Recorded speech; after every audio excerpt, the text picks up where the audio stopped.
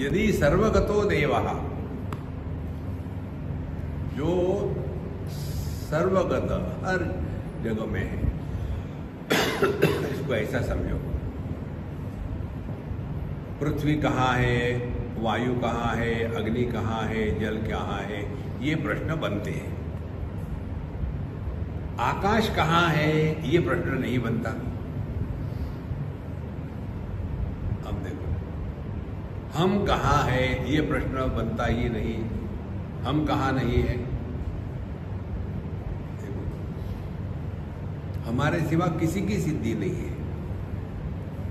यदि मैं पुरुष मर गया तो मैं पुत्र नहीं जिंदा रह सकता, मैं पति नहीं जिंदा रह सकता, मैं पिता नहीं जिंदा रह सकता। तो ये जो पुत्र, पति और पिता, ये किसमें? ये मुझ में है। और यदि मैं ही नहीं तो किसी की सिद्धि नहीं। इसीलिए यह जो मैं पुरुष हूं वो सर्वगत है, सब में व्याप्त है।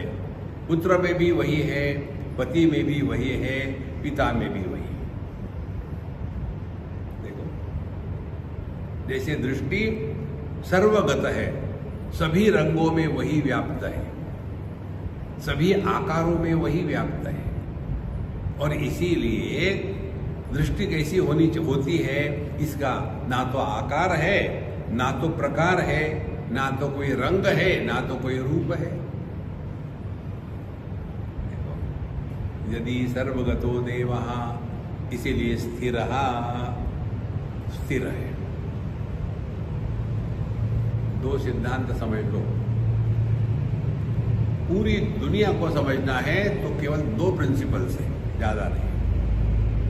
एक है गति, दूसरी है स्थिति।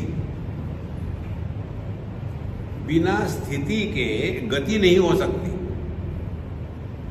देखो, स्थिति क्या है? आकाश। गति क्या है? आकाश को छोड़ के सब गति है। पृथ्वी में गति है, पानी में गति है, अग्नि में है, वायु में है। गति माने परिवर्तन, हर एक में परिवर्तन होता है। अब ये सिद्धांत यदि पकड़ लिया आपने, अब देखो अपने आप में, रूप रंगों में गति है, दृष्टि में गति नहीं है। इंद्रियों में गति है, मन में गति नहीं है। मन में गति है राग द्वेष की, बुद्धि में, मय में नहीं है। ये मय में गति है, जागृत में होता है, स्वप्न में चला गया। लेकिन चेतना सर्वव्याप्त है। लेकिन चेतना भी केवल चेतन में ही होती है। जो जड़ चेतन का भी आधार है, वह अपना स्वरूप है। इसीलिए स्थिरः, पूर्णः, निरंतरः।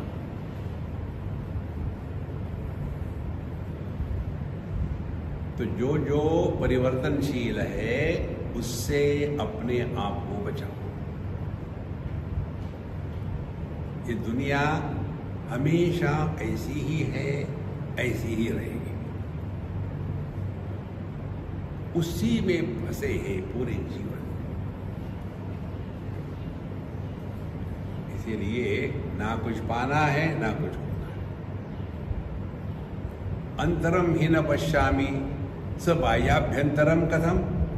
जब मेरे लिए अंदर नहीं है तो बाह्य कहाँ होगा? इसका उदाहरण आपको देते हैं हम हमेशा। सुषुप्ति अवस्था में आप कहाँ होते हो? देह के अंदर की बाहर, कमरे के अंदर की बाहर, खटिया के ऊपर या नीचे, 2024 में या 1948 में कहाँ होते हो? ना कहीं है, ना कब है, और तीसरी बात, ना कुछ है। तो कहाँ, कब, कुछ, ये परिवर्तनशील है। कितनी सिंपल बात है।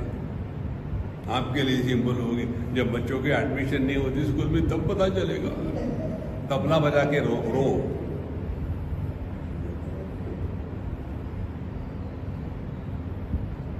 अंतरम ही न पश्यामि स बाह्याभ्यंतरम कथम। इसीलिए दुनिया भर में बैठे रहेंगे, मेडिटेशन करेंगे। देखो अंदर देखो, तो देख रहे क्या कमरे के अंदर? अरे कमरे के अंदर नहीं, अपने अंदर देखो। फिर कल्पना शुरू हो जाएगी और फिर हाँ, फिर मुझे लाइट दिखा।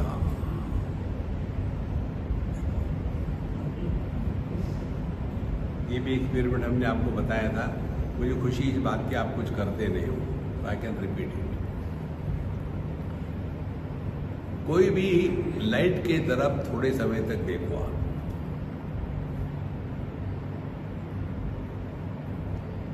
तो उस लाइट का जो प्रतिबिंब है वो आपके मन पर पड़ा है, इसीलिए वो लाइट का दर्शन हो रहा है। अब आप आंखें बंद करो। जैसे आपने आंखें बंद करी, ये तो लाइट का जो प्रतिबिंब पहले स्पष्ट था जब आंखें खुली थी, अभी भी प्रतिबिंब है लेकिन अस्पष्ट है।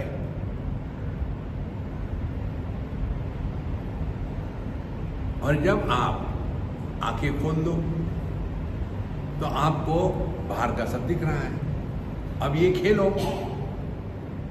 लाइट की तरफ देखा, मन पर प्रतिबिंब हो गया, आंखें बंद कर ली, प्रतिबिंब दिख रहा है।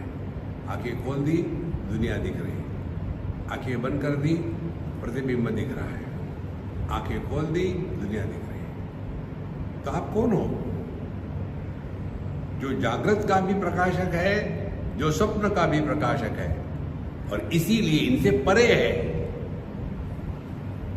यहां तो आप स्वप्न को सत्य मानो, यहां तो आप जागृत को स्वप्न मानो।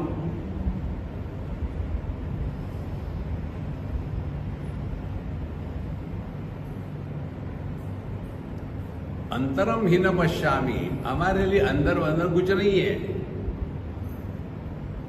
इनर सर्कल, बाबा जियों के अगल बगल में होते inner circle, outer circle, ring road के जैसे।